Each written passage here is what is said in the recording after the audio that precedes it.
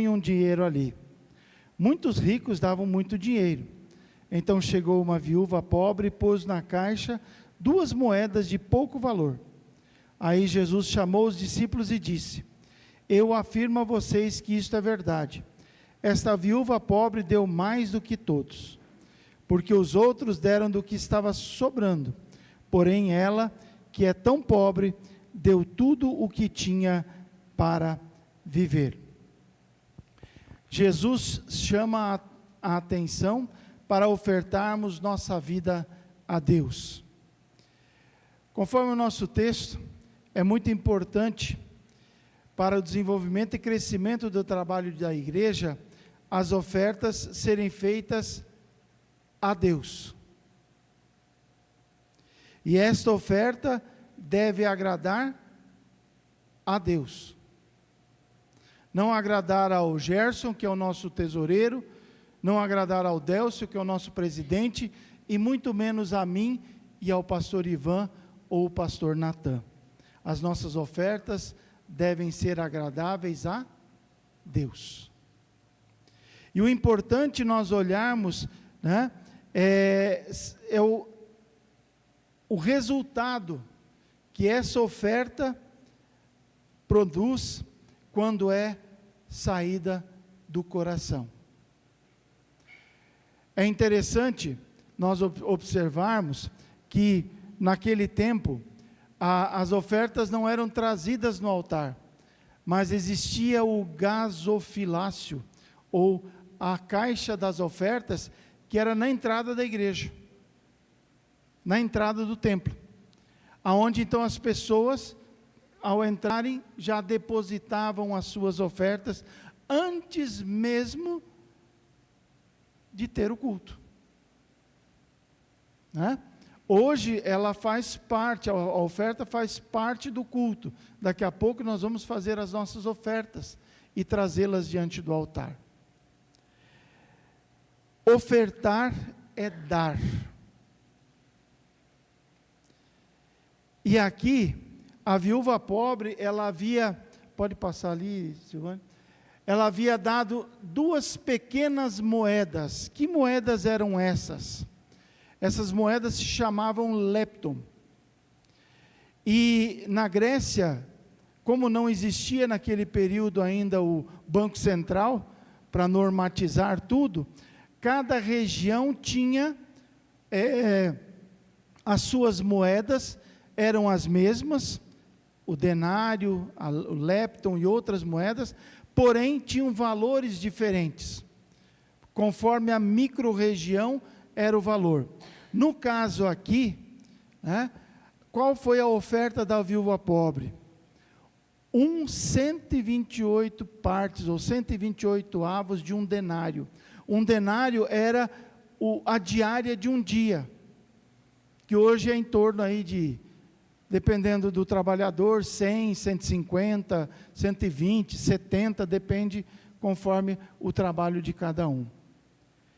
Aqui no caso da região onde a viúva pobre estava ofertando, esse 1 lepton valia R$1,17 nos dias de hoje. Portanto, ela estava ofertando então R$2,34. O lepton era a menor moeda grega, era feita de cobre, moeda de pouquíssimo valor. É aqui no Brasil 1 centavo, né? Nem existe mais. Quem tem já é pedra de moeda de museu, né? De colecionador. Um centavo já vale mais do que 1 centavo hoje, quem os tem. Talvez na hora de usar essa moeda pouca, seria como o que ela tinha para fazer. Mas diante de Deus foi uma grande oferta.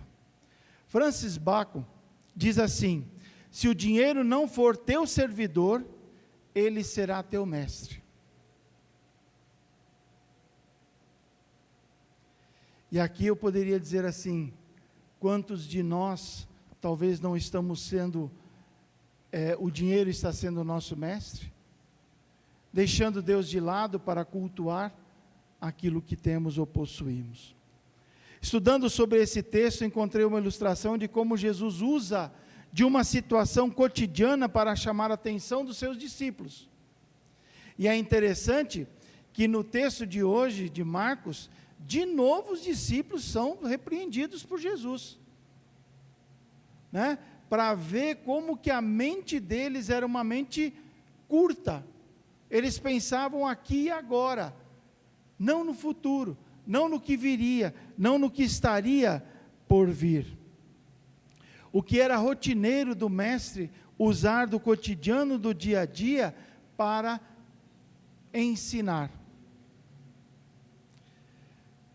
Uma vez ele usou do chocalho de ovelhas para mostrar a oferta que aquela viúva estava fazendo.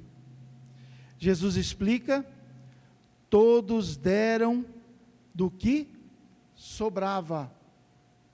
Ela deu do que tinha para o seu sustento, ou seja, 100%. Lá no versículo 44 diz o final: de tudo o que tinha para viver, ou seja, ela não sabia o que ia acontecer no dia de amanhã, mas ela confiou. E essa confiança, meus irmãos, não é a confiança que muito se prega hoje por aí. Ah, você fizer isso, Deus tem obrigação de te dar em troca. Mentira! Não é isso, é enganação. Deus só tem a obrigação de sustentar a nossa vida, a nossa fé. Isso nós podemos brigar, diz lá no Pai Nosso. Nós aprendemos que seja feita a sua vontade, assim na terra como no céu. Portanto, pedir por fé, pedir por confiança, pedir por proteção divina, Deus nos dará com certeza. Porém, coisas materiais, tudo seja feito conforme a sua santa vontade. Por isso, o nosso dinheiro, segundo Jesus, tem duas finalidades: sustentar e semear. E a partir desse sustento e desse semear, nós podemos aprender 3 grandes princípios para a nossa oferta. Primeiro, o amor. Ninguém a mandou dar tudo. Jesus não chegou para ela: ô viúva, vem cá, vem aqui e dá tudo que você tem. Não. A motivação partiu do seu coração, da sua vontade. Aí nós podíamos pensar assim: pô, mas e aí, como é que ela ia comer no outro dia? Ela não pensou nisso. Ela pensou unicamente no amor de Deus, que se manifestou na cruz de Cristo. Esse é o nosso olhar hoje. Esta é a nossa motivação hoje para ofertarmos. O amor de Deus por nós. Era algo espontâneo, honrando a Deus e sua obra. Deu por amor a Deus e ao seu reino.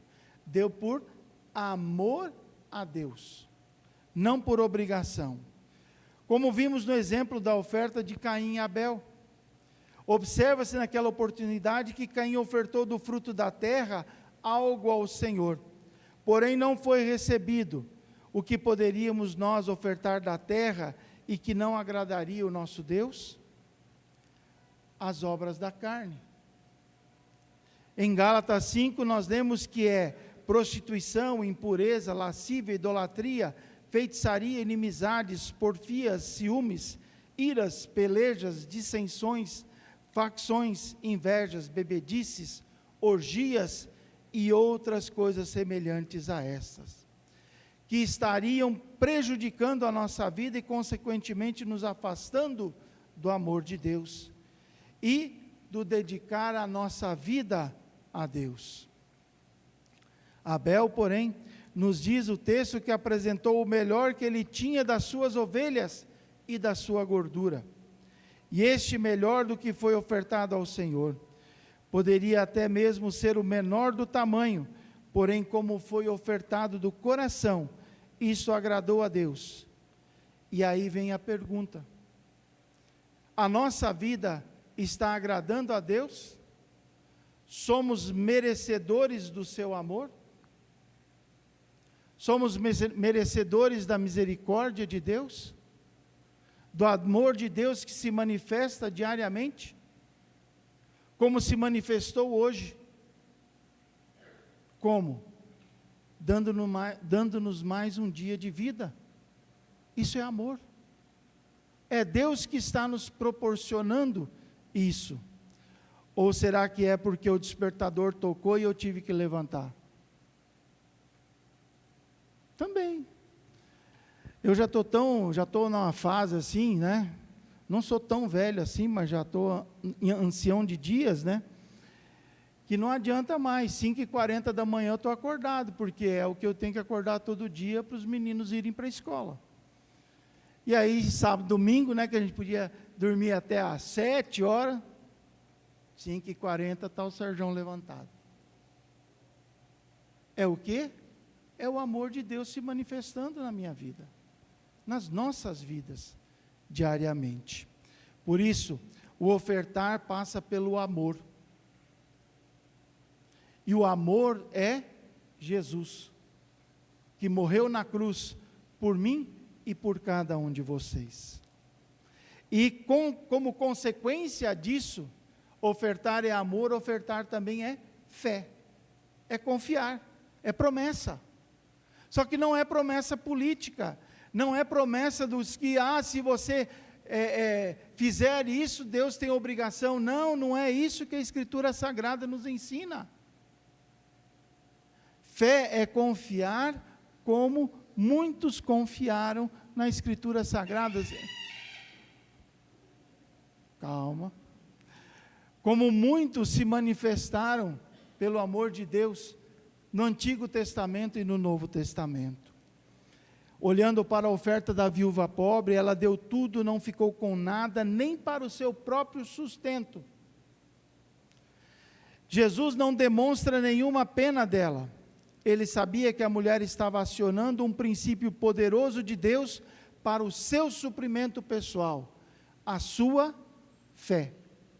Então, ofertar também é fé, é confiar.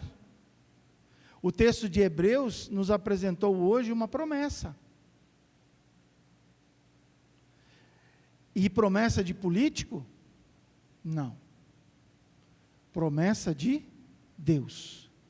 Promessa que se cumpre. Diz lá em 1 João que um dia é como 1000 anos e 1000 anos como um dia.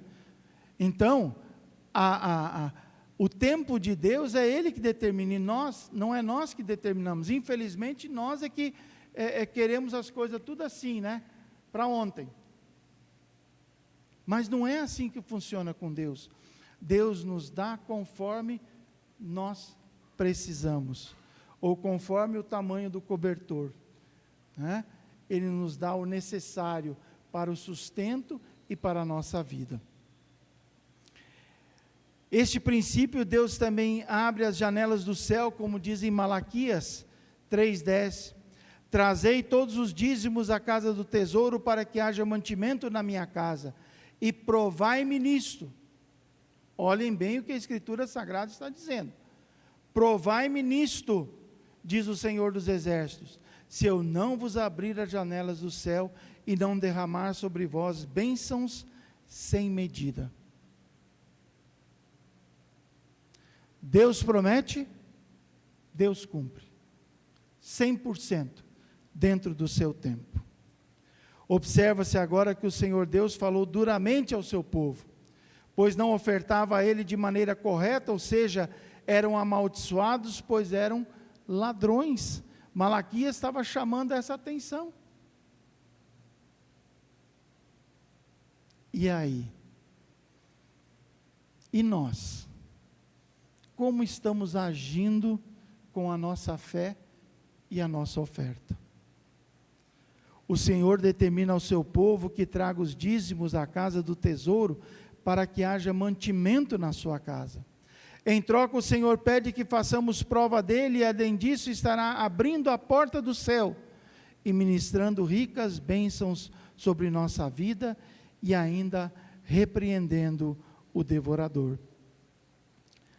A fidelidade, prestem bem atenção nessa palavra, a fidelidade com que Deus abre os caminhos para as bênçãos sobre nossas vidas, ofertar através dos dízimos e ofertas alçadas a Deus, agradam a Ele. Isso significa confiar mais do que Deus no que nas nossas próprias riquezas. E aí um outro exemplo, o jovem rico. O que ele escolheu? É pela fé que Deus, no seu amor, proverá o meu sustento e de minha família. No texto base, observamos mais uma vez uma pessoa pobre, uma viúva pobre ofertando ao Senhor. Neste caso, ofertando com tudo o que tinha. Um dos motivos que acreditamos ter levado o mestre a falar naquele momento seria pela maneira como os seus discípulos olharam para ela, para a sua oferta, e talvez não valorizaram por ser muito inferior, ou seja, deram aquela olhada assim, nossa, só isso. Como no texto de hoje, de novo, eles também interpelaram Jesus, e Jesus disse, opa, peraí, calma. Tudo ao seu tempo.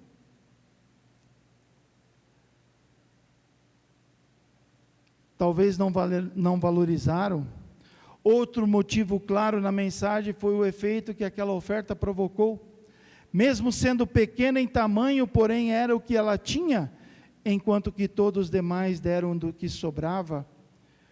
Como é maravilhoso, irmãos, saber que aquilo que ofertamos de coração a Deus não é rejeitado, mas antes surte o seu efeito grandioso no céu. Uma coisa que nós temos que aprender aqui também, não é a quantidade. Eu posso ofertar 1.000, o Ivan 500, mas eu talvez R$2, R$5. Aqui não importa a quantidade, o que importa é a qualidade. A qualidade da nossa oferta. Se aqueles R$2 foram dados com amor, reconhecendo a presença de Deus na nossa vida, acreditando nisso, essa oferta tem o mesmo efeito daquele que oferta 1.000, 1.500, 2, 3, não importa o valor. O problema está onde? Ah, mas eu vou só R$2? Não. Junta de 2 em 2. É que nem formiga. No volume, na quantidade, isso dá um resultado. E aí vem a pergunta: será que Deus não está proporcionando coisas na minha vida que eu também não deva ofertar? Em 1 Coríntios, em Marcos 12:30, a Escritura fala sobre o maior mandamento da lei de Deus: amarás ao Senhor teu Deus de todo o teu coração, de toda a tua alma e de todo o teu entendimento, e todas as suas forças. Claramente observamos que amar a Deus é ofertarmos algo do nosso coração a Ele, da nossa alma, do nosso entendimento, da nossa força. Em 1 Coríntios 9:7, o trecho nos fala em contribuir, em ofertar segundo tivermos proposto em nosso coração, não com tristeza ou por necessidade, pois Deus ama a quem dá com alegria. Devemos ofertar a Deus tudo o que somos e temos com alegria. Assim ora o cristão. Se a tua palavra nos fala, em Jeremias 33:3 diz: clama a mim, responder-te-ei e anunciar-te-ei coisas grandes e firmes que não sabes. E ainda em João 14 nós lemos: E tudo o que pedirdes em meu nome eu farei, para que o Pai seja glorificado no Filho. Sendo assim, o Senhor, onde estão as bênçãos sobre a minha vida? Onde estão o cumprimento das tuas promessas?